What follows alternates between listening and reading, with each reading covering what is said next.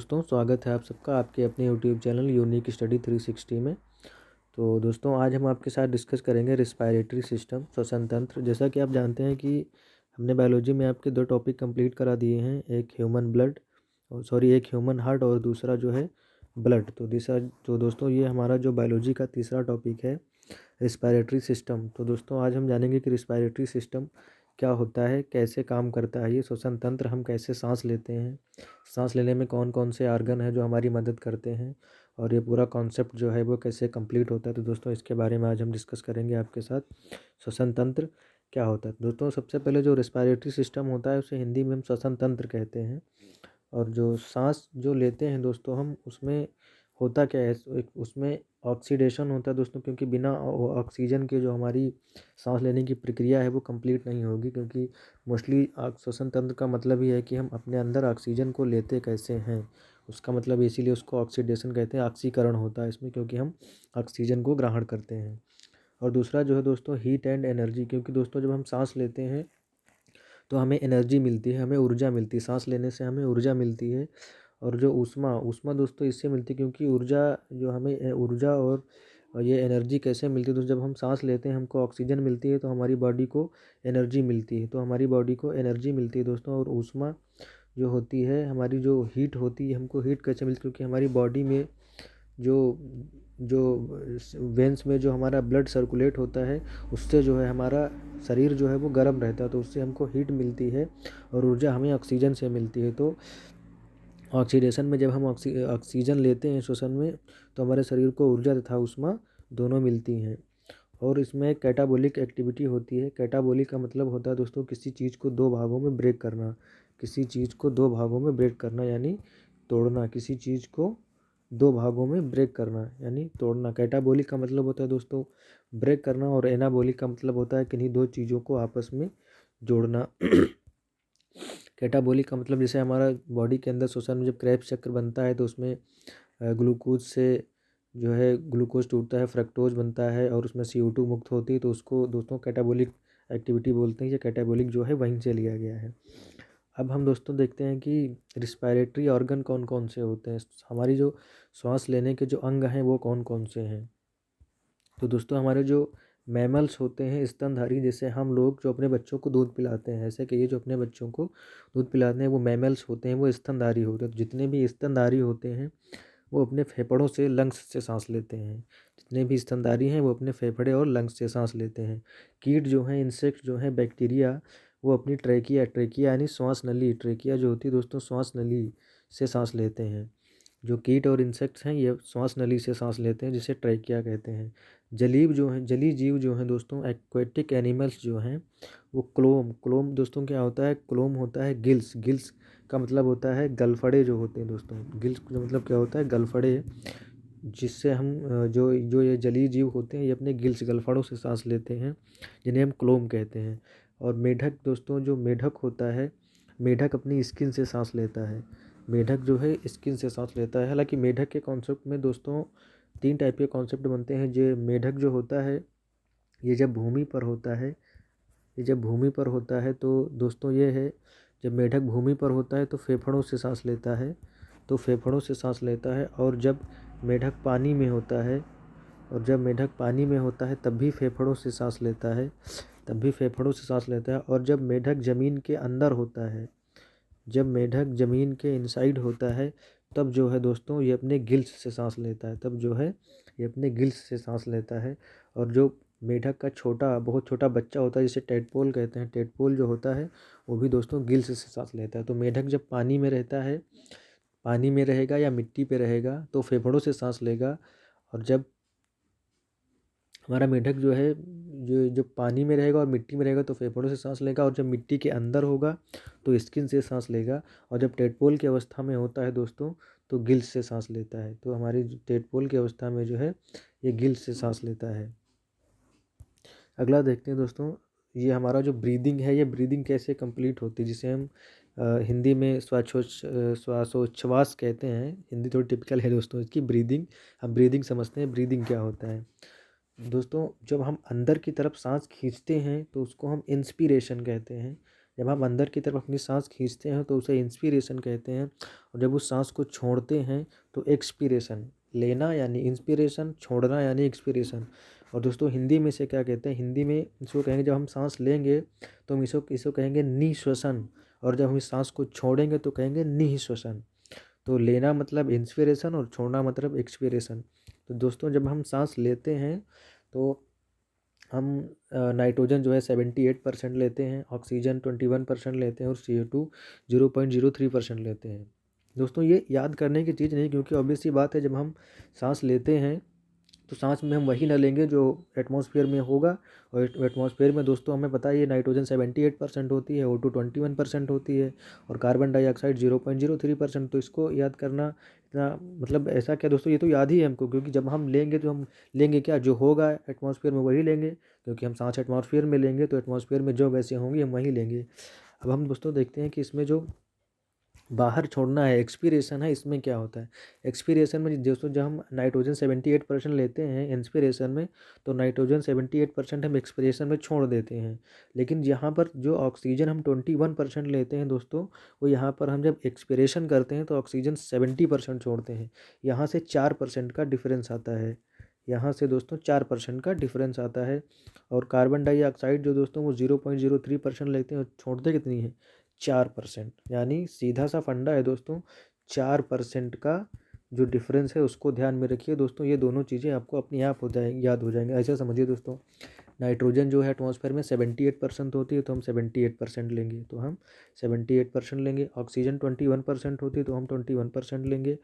और carbon dioxide 0.03% हो तो हम 0.03% लेंगे। और जब हम एक्सपीरेशन करेंगे तो अपनी 78% नाइट्रोजन को एक्सपीरेशन में छोड़ देंगे। फिर ऑक्सीजन का 4% का कॉन्सेप्ट, यानी 21 - 4 17, यानी कि हम 17% ऑक्सीजन छोड़ते हैं। और कार्बन डाइऑक्साइड जो है वो 4% का फंडा, 4%। एक्चुअली में यहाँ जो होता है फुल 4% नहीं होता दोस्तों, यहाँ पर होता है 4.6%, लेकिन अब 4% मान के चलिए, 4% याद रखिए।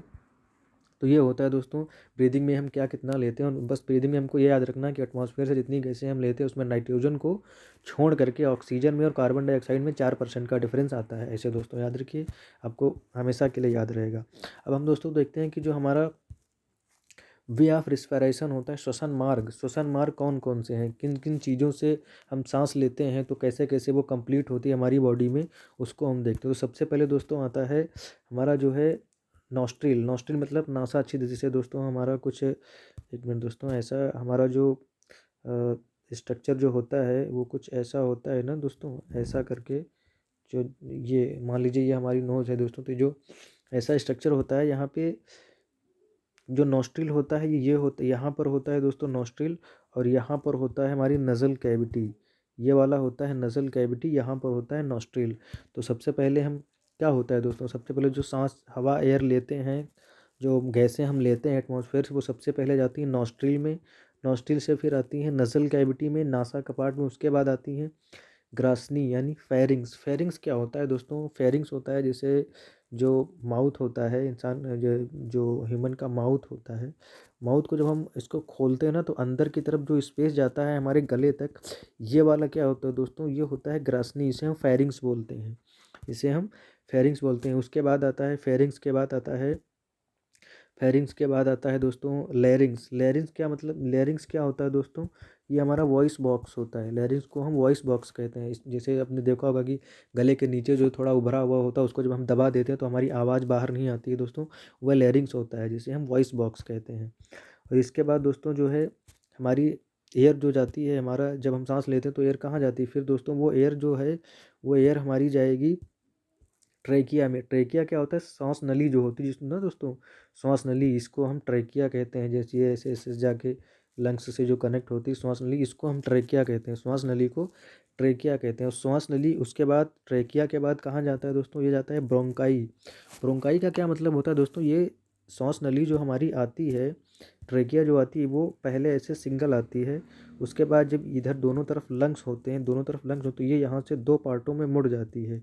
तो जहाँ से दो पार्टों में मिलती है उसको हम ब्रोंकाई कहते हैं, उसको हम, एक ये ब्रोंकाई एक ये ब्रोंकाई, इसे इसको हम ब्रोंकाई कहते हैं। उसके बाद आता है ब्रोंक्योलिस। ब्रोंक्योलिस क्या होता है दोस्तों, हमारी जो ट्रेकिया है वो जब अंदर जाती है तो पहले ट्रेकिया आती है, उसके बाद ब्रोंकाई, उसके बाद जो ब्रोंकाई होती है, ब्रोंकाई फिर से सब पार्टों में डिवाइड हो जाती हैं अलग अलग। ये एक ब्रोंकाई आई, फिर एक ब्रोंकाई, उसके बाद एल्वेलाई। तो वो जो उसके बाद वो पार्ट होता है हमारी ट्रेकिया का, एक्चुअली वो ट्रेकिया का ही पार्ट होता है। ट्रेकिया आई तो एक होती है, उसके बाद जब दो भागों में बंटती है तो उसको ब्रोंकाई कहेंगे। फिर जब ब्रोंकाई सब डिवाइड होती है तो उसको ब्रोंकियोलिस कहते हैं। और ब्रोंकियोलिस के बाद क्या होता है दोस्तों, ये आती है एल्वेलाई। एल्वेलाई क्या होती है, जो ब्रोंकियोलिस के ऊपर गुच्छे नुमा की आकृति होती है, उंगली टाइप की, उसे हम एल्वेलाई कहते हैं। और एल्वेलाई के बाद एल्वेलाई में क्या होता है, एल्वेलाई में आता है ब्लड। फिर वो हमारे जो एयर है वो ब्लड में पहुंचती है और उसके बाद वहाँ से सप्लाई होती है माइटोकॉन्ड्रिया, यानी सबसे पहले सेल को जाती है, सेल में माइटोकॉन्ड्रिया होता है, फिर वहाँ से होल प्रोसेस होता है। तो दोस्तों अब हम आपको एक फिगर से समझाते हैं कि हम ये श्वसन का जो है, ये हमारा रेस्पिरेशन कैसे कंप्लीट होता है। तो उसके लिए दोस्तों हम ये एक फिगर लेते हैं। दोस्तों इसमें हम देखते हैं, जैसे यहाँ पर हमारी जो क्या सबसे पहले क्या होता है दोस्तों, यहाँ नॉस्ट्रिल होगी, नॉस्ट्रिल से, नॉस्ट्रिल के बाद उसके बाद क्या आएगा, नज़ल कैविटी। नज़ल कैविटी से जब एयर यहाँ पे इंटर करेगी, जब हम सांस खींचते हैं तो वो सांस इंटर करेगी तो कहाँ आएगी दोस्तों, वो आएगी ट्रेकिया में। ये है हमारी ट्रेकिया, देखिए लिखा हुआ है दोस्तों, ये है ट्रेकिया।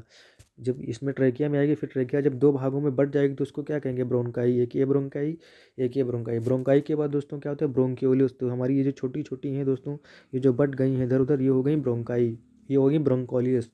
और ये ब्रोंकोलियस जो है उसके बाद क्या होता है, ये होती है एल्वेलाई। ये जो गुच्छानुमा आकृति दिख रही है दोस्तों, ये होती है एल्वेलाई। और एल्वेलाई के बाद ब्लड, और ब्लड के बाद माइटोकॉन्ड्रिया। तब हम दोस्तों यहाँ से समझते हैं कि ऊपर का पार्ट तो हमने, आई होप आपने समझ ही लिया होगा।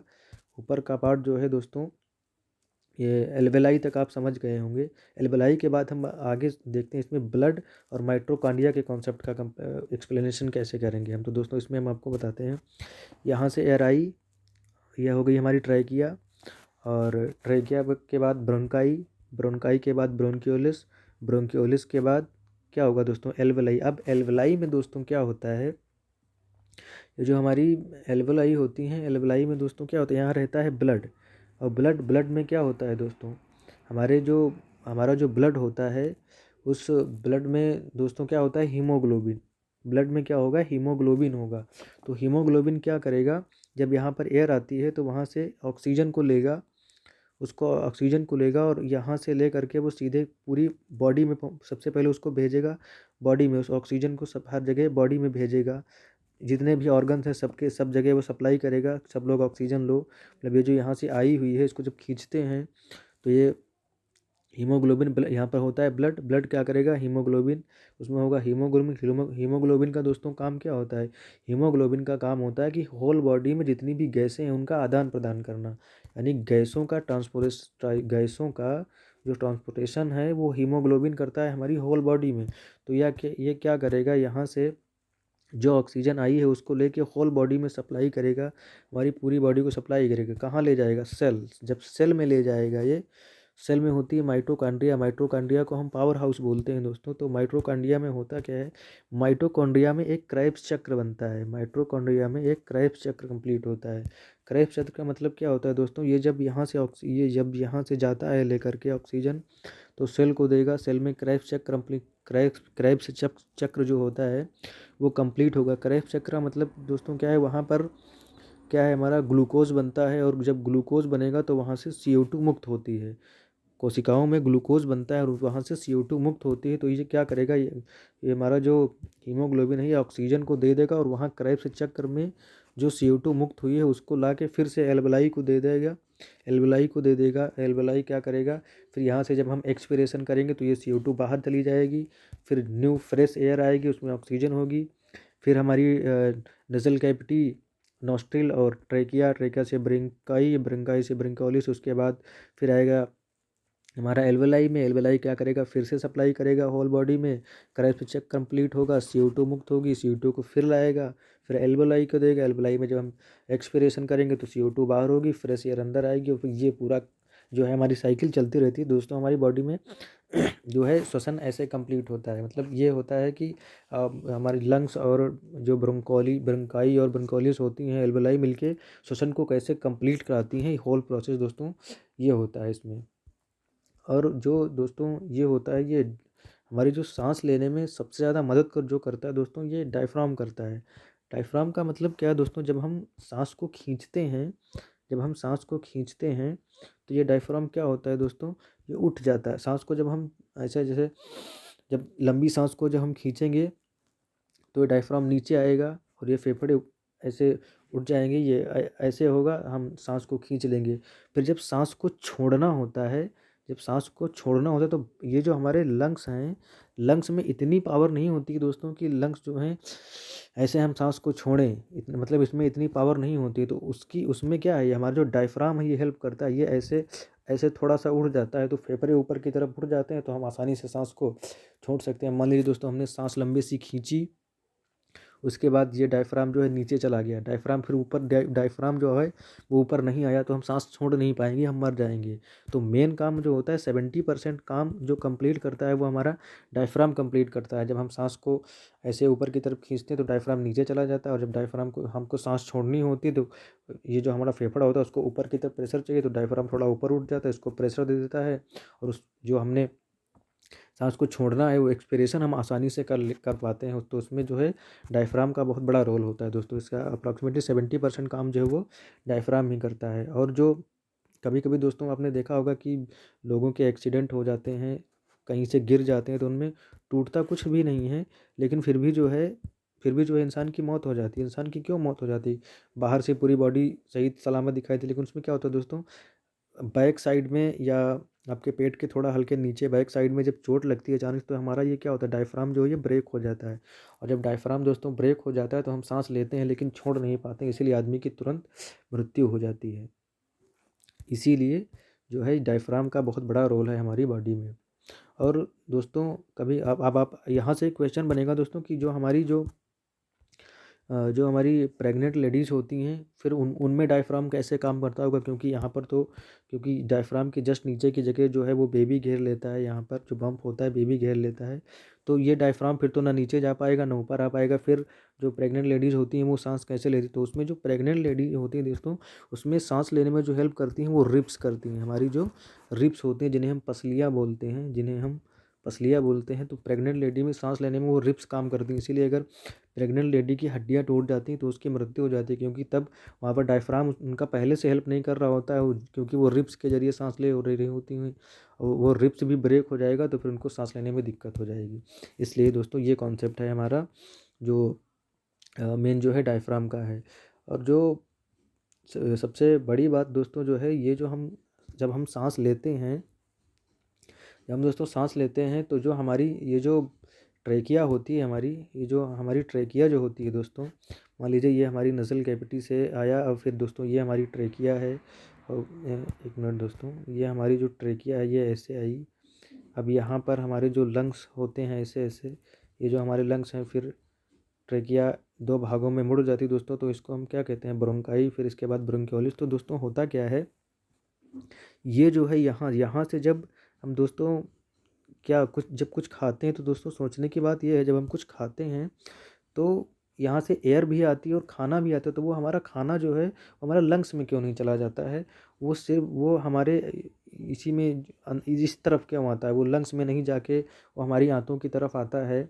ऐसा क्यों, क्योंकि जो खाने का पाचन है, जो हमारी वो छोटी आंत करती है, तो वो उसी उधर ही क्यों जाता है, वो सीधे लंग्स में क्यों नहीं चला जाता है। तो ये दोस्तों कॉन्सेप्ट हम आपको बताते हैं कि जो हिचकी हिचकी कैसे आने लगती है हम लोगों को, तो उसका कॉन्सेप्ट हम देखते हैं दोस्तों। जैसे ये हमारा जो ट्रेकिया है, मान लीजिए ये ट्रेकिया, तो यहाँ से दो रास्ते होते हैं दोस्तों, यहाँ से हमारे जो होते हैं क्या होते हैं दोस्तों, यहाँ से दो रास्ते होते हैं। ये हमारा होता है जो हमारे फूड का होता है, ये हो गया हमारे फूड का, ये हो गया एयर का, ये क्या है, एयर का। यहाँ पर एक लगा होता है दोस्तों इपीग्लॉटिस, जिसे हम इपीग्लॉटिस कहते हैं। तो ये जो हमारा इपीग्लॉटिस होता है दोस्तों, इस इपीग्लॉटिस का पूरा रोल होता है कि खाने को अंदर ले जाना है, खाने को इस तरफ भेजना है, और जो हमारी एयर है उसको इस तरफ भेजना है। तो जो इपीग्लॉटिस होता है, इपीग्लॉटिस का मेन रोल होता है उसमें। ये जो हमारा इपीग्लॉटिस होता है, तो मेन रोल उसका इपीग्लॉटिस का होता है। अब दोस्तों देखते हैं कि इपीग्लॉटिस काम कैसे करता है, क्योंकि इपीग्लॉटिस को कौन बताता होगा कि अब यहाँ से, इपीग्लॉटिस को कौन बताता होगा कि यहाँ से पानी आ रहा है तो तुमको ऐसे मुड़ना है, खाना आ रहा है तो तुमको ऐसे मुड़ना है। ये कैसे कंप्लीट होता है, मान लो दोस्तों ये जो हमारा इपीग्लॉटिस होता है, इसको हम इसको जो पूरा कंप्लीट करता है इसको इंस्ट्रक्शन कौन देता है? इंस्ट्रक्शन जो देता है हमारा माइंड देता है दोस्तों। इसीलिए दोस्तों देखा होगा कभी कभी हम लोग क्या करते हैं, हम लोग खाना खा रहे होते हैं, हम लोग खाना खा रहे तो मन में कुछ सोच रहे होते हैं किसी और के बारे में या किसी को याद कर रहे होते हैं, तो हमारा जो दिमाग होता है, हमारा जो माइंड होता है वो पहले से ही बिजी होता है। हमारा जो माइंड है वो पहले से बिजी हो चुका है। अब वो हमारे एपिग्लोटिस को इंस्ट्रक्शन नहीं दे पाएगा। जब वो हमारे एपिग्लोटिस को इंस्ट्रक्शन नहीं दे पाएगा तो हमारे एपिग्लोटिस कन्फ्यूज हो जाएगा कि इसमें खाना आ रहा है या पानी आ रहा है। तो वो मान लो खुलना था इधर को, खुल गया इधर। अब यहाँ से आ रहा था खाना, खाना चला गया हमारे लंग्स में, और लंग्स में क्या होता है, लंग्स में हमारे भरी होती है एयर। तो जब लंग्स में एयर भरी होगी दोस्तों, यहाँ से देखिए, जब लंग्स में एयर भरी होगी, अब यहाँ पे खाना आएगा तो ये क्या करेगा, ये जो एयर है जो बाहर की तरफ प्रेशर मारेगी, तो हमारा जो भोजन है, जो फूड है, वो बाहर की तरफ निकलने लगेगा। तभी हमको हिचकी आती है, हम रुक रुक के सांसें लेते हैं, ऊपर की तरफ फूलने लगते हैं। वो हमारा यहाँ जो जो फूड पाइप का जो खाना इधर आ गया है वो हमारे नोज़ के ज़रिए बाहर निकलने लगता है, तभी हमको हिचकी आती है। यही कॉन्सेप्ट होता है इसमें। मेन रोल दोस्तों जो होता है वो हमारे एपिग्लोटिस का होता है। एपिग्लोटिस जो है दोस्तों यहाँ पे लगा होता है। एपिग्लोटिस जब हमारा मान लो इधर से एयर आ रही है तो ये इस तरफ मुड़ जाएगा। जब ये ऐसे होता है, जब ये इस तरफ मुड़ जाएगा तो इधर का रास्ता बंद होगा, इधर का खाली होगा, तो एयर जो है वो लंग्स में आ जाएगी। और जब हमारा खाना हम खाते हैं, जब फूड आता है अंदर, तो ये क्या होता है, ये इस तरफ का बंद कर लेता है, ऐसे मुड़ जाता है, तो खाना जो है ऐसे मुड़ के ऐसे हमारे छोटी आंत में चला जाता है। तो ये कॉन्सेप्ट होता है दोस्तों एपिग्लोटिस का। अब दोस्तों हम आपको बताते हैं ये जो हमारी ये ऑक्सीजन की हैं, ऑक्सीजन की कुछ मशीनें, हम जिसे मशीनों में हम कैसे ले जाते हैं, क्या होता है इसमें, कौन कौन सी गैसें मिक्स होती हैं। तो दोस्तों ये क्या होता है, पहला क्वेश्चन, एक बार आपसे कई बार क्वेश्चन आपसे पूछा जाता है कि जब हम पर्वत पर जाते हैं, जब माउंटेन पर चढ़ते हैं, तो वहाँ पर जो हम गैस ले जाते हैं सिलेंडर में, उस सिलेंडर में क्या क्या मिला होता है। तो दोस्तों उसमें होता है हमारा, उसमें हमारी मिक्स होती है ऑक्सीजन और नाइट्रोजन। जब हम पर्वतों पे जो ऑक्सीजन सिलेंडर जो लेके जाते हैं, उसमें हमारी ऑक्सीजन और नाइट्रोजन दो गैसें जो हैं वो मिक्स होती हैं। और जब हम समुद्र में दोस्तों जाते हैं, जब हम समुद्र में जाते हैं, तो समुद्र में उसमें क्या होता है, उसमें भी ऑक्सीजन और हमारा नाइट्रोजन होता है। लेकिन जब हम समुद्र में जब हम समुद्र में 300 फीट की गहराई से भी अंदर जाते हैं, तब जो हम ऑक्सीजन सिलेंडर ले जाते हैं उसमें क्या भरा होता है दोस्तों, उसमें हम भरते हैं ऑक्सीजन और हीलियम। तो दोस्तों ये क्वेश्चन याद रखना, जब हम समुद्र में 300 फीट गहराई से भी नीचे जाने की कोशिश करते हैं या जाते हैं, तब जो सिलेंडर ले जाते हैं उसमें ऑक्सीजन और जो हमारा हीलियम, दो चीज़ें भरी होती हैं। और दोस्तों ये जो होता है हमारा, जब कोई बीमार आदमी जब बीमार होता है, जब उसको बहुत ही काफ़ी सीरियस होता है, तो हम उसको कहाँ कहाँ एडमिट करते हैं, आईसीयू में, जिसको क्या कहते हैं दोस्तों, इंटेंसिव केयर यूनिट। उसको क्या कहते हैं हम, intensive care unit, intensive care unit बोलते हैं उसको। तो इंटेंसिव केयर यूनिट में क्या होता है दोस्तों, जो मतलब जो सीरियस मरीज होता है उसमें तो कुछ लोगों को देखो मास्क लगा दिया जाता है, ऑक्सीजन का मास्क मुंह पे लगा दिया जाता है, और ऑक्सीजन सिलेंडर को ऑन कर दिया तो उनसे जो है ऑक्सीजन मास्क तक आती है, तो जो जो पेशेंट होता है वो ऑक्सीजन को यहाँ से लेता रहता है। लेकिन कुछ पेशेंट ऐसे आते हैं दोस्तों जो है जिनका जो अपना सांस ले भी नहीं पाते, तो उनमें उनको क्या किया जाता है दोस्तों, उनके अंदर नली डाल के फेफड़ों तक ऑक्सीजन को पंप किया जाता है मशीन से। जो एयर ऑक्सीजन होती है उसको पंप करके उनके फेफड़ों तक नलियों के जरिए पंप करके हम ऑक्सीजन को, उन डॉक्टर जो उनको ऑक्सीजन तक, वो फेफड़े तक उस ऑक्सीजन को पहुंचाते हैं उसको पंप करके। तो उसको क्या कहते हैं दोस्तों, उसको कहते हैं वेंटिलेशन। कई बार पूछा जाता है क्वेश्चन कि वेंटिलेशन क्या होता है। तो उसको हम जो पंप करके नलियों के जरिए ऑक्सीजन को पंप करके जब हम उसके पेशेंट के फेफड़े में पहुंचाते हैं तो उसको वेंटिलेशन बोलते हैं। और दोस्तों इसका एक कई बार क्वेश्चन ये भी पूछा जाता है कि जो है, दो तीन क्वेश्चन बनते हैं कि जो हमारा टाइडल वॉल्यूम होता है वो क्या होता है। टाइडल वॉल्यूम क्या होता है, टाइडल वॉल्यूम, टाइडल वॉल्यूम का मतलब होता है कि जो है हम लोग जो हैं एक बार में कितने ml सांस ले सकते हैं। क्योंकि यहाँ पर वॉल्यूम पूछा गया ना, तो इसमें एक बार में हम जो एक बार में जितना सांस लेते हैं, एक बार में हम कितनी सांस लेते हैं दोस्तों, 500 ml। एक बार में हम 500 ml सांस लेते हैं। तो यह हो गया हमारा टाइडल वॉल्यूम। और एक और पूछा जाता है टोटल लंग्स कैपेसिटी। और एक दोस्तों क्वेश्चन पूछा जाता है टोटल लंग्स कैपेसिटी।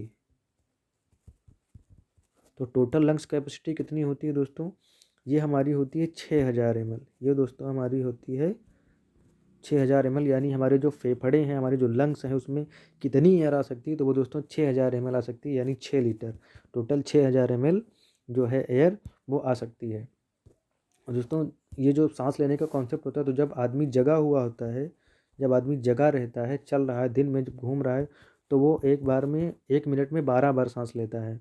और जब आदमी सोता है ना, जब आदमी सोता है तो वो है जब आदमी सोता है तो वो 12 बार सांस लेता है। और जब आदमी जगा हुआ रहता है तो 16 बार सांस लेता है। क्यों ऐसा क्यों दोस्तों, क्योंकि जब हम सोते हैं तो लंबी सांस लेते हैं, इसलिए सोते समय में 1 मिनट में 12 बार सांस लेते हैं।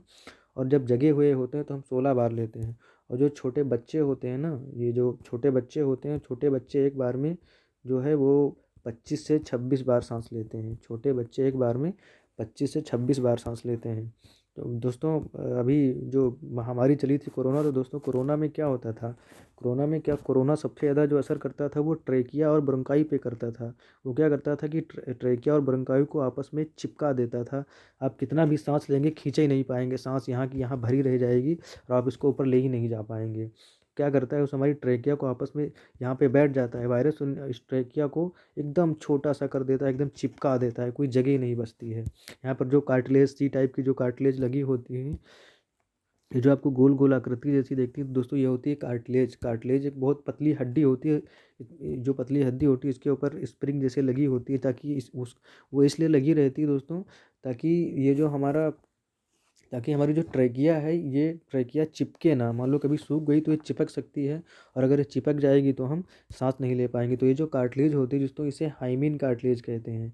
ये जो वो कार्टिलेज होती है, इसे हम हाइमीन कार्टिलेज कहते हैं। तो दोस्तों कभी कभी क्वेश्चन आ जाता है कि ट्रेकिया के ऊपर जो गोल गोल आकृति लगी होती है वो क्या होती है, दोस्तों वो कार्टिलेज होती है, वो उसको हाइमीन कार्टिलेज कहते हैं। तो दोस्तों ये था हमारा आज का topic, respiratory system. I hope आपको बहुत अच्छे से समझ में आएगा, और हमने आपको पूरी अपने 100% इफर्ट देके समझाया दोस्तों। बहुत ही आसान टॉपिक था दोस्तों, बहुत ही अच्छे से हमने आपको समझाया। तो दोस्तों बने रहिए हमारे साथ, ऐसे ही हम आपको रोज़ एक अच्छे से अच्छे टॉपिक का नॉलेज कराएंगे दोस्तों। धीरे धीरे हम आपका जो सिलेबस है कंप्लीट करते रहेंगे। बायोलॉजी का हमने 2 टॉपिक आपके कंप्लीट करा दिए हैं, एक हमारा ब्लड और एक ह्यूमन हार्ट, और ये हुआ रिस्पायरेटरी सिस्टम। तो दोस्तों बने रहिए, मिलते हैं नेक्स्ट टॉपिक के साथ, तब तक के लिए जय हिंद।